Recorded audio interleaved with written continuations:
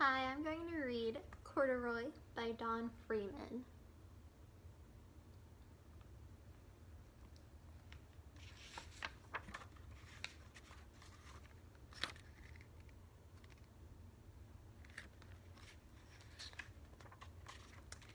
Corduroy is a bear who once lived in the toy department of a big store.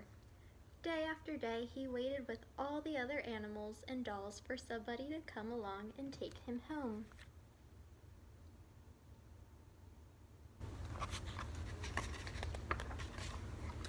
The store was always filled with shoppers buying all sorts of things, but no one ever seemed to want a small bear in green overalls. Then, one morning, a little girl stopped and looked straight into Corduroy's bright eyes. "Oh, Mommy," she said, "look! There's the very bear I've always wanted." "Not today, dear," her mother sighed. "I've spent too much already. Besides, he doesn't look new. He's lost the button to one of his shoulder straps."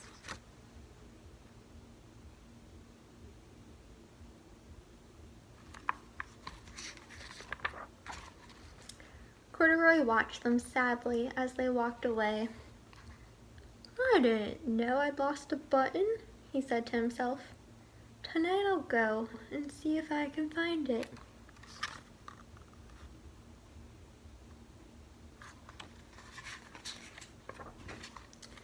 Late that evening, when all the shoppers had gone and the doors were shut and locked, Corduroy climbed carefully down from his shelf and began searching everywhere on the floor for his lost button.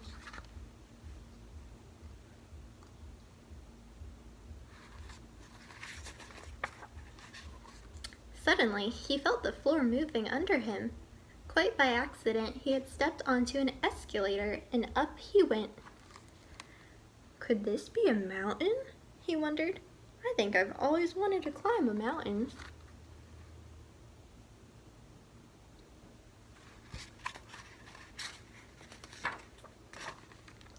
He stepped off the escalator as it reached the next floor, and there, before his eyes, was a most amazing sight. Tables and chairs and lamps and sofas and rows of beds. "This must be a palace," Corduroy gasped. "I guess I've always wanted to live in a palace."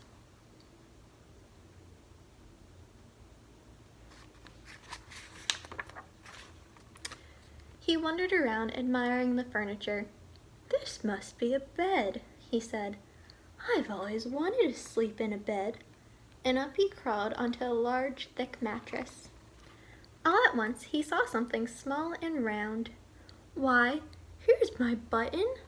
he cried, and he tried to pick it up, but like all the other buttons on the mattress, it was tied down tight.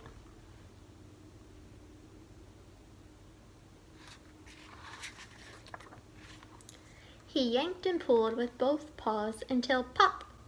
Off came the button, and off the mattress Corduroy tumbled. Bang! Into a tall floor lamp. Over it fell with a crash.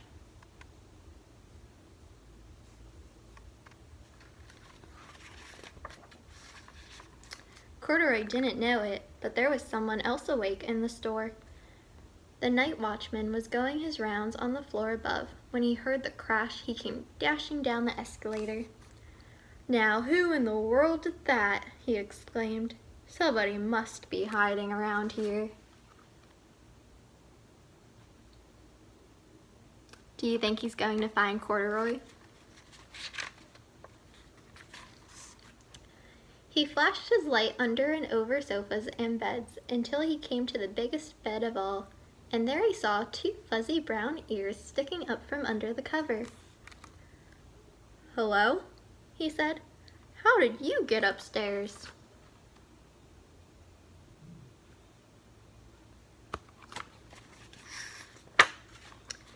The watchman tucked Corduroy under his arm and carried him down the escalator and set him on the shelf in the toy department with the other animals and dolls.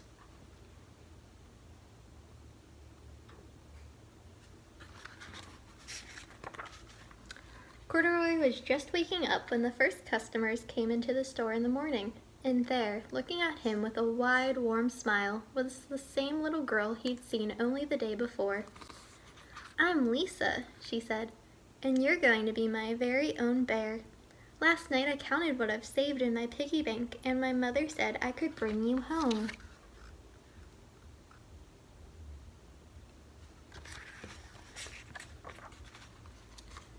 "Shall I put him in a box for you?" the saleslady asked. "Oh, no, thank you," Lisa said, and she carried Corduroy home in her arms. She ran all the way up 4 flights of stairs into her family's apartment and straight to her own room.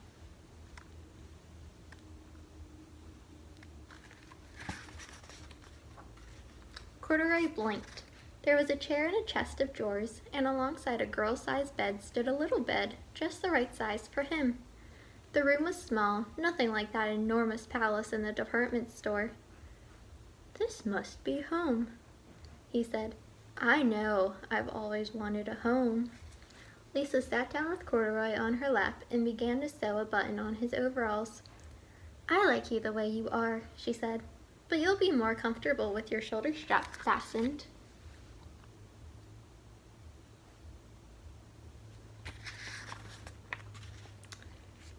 "You must be a friend," said Corduroy. "I've always wanted a friend."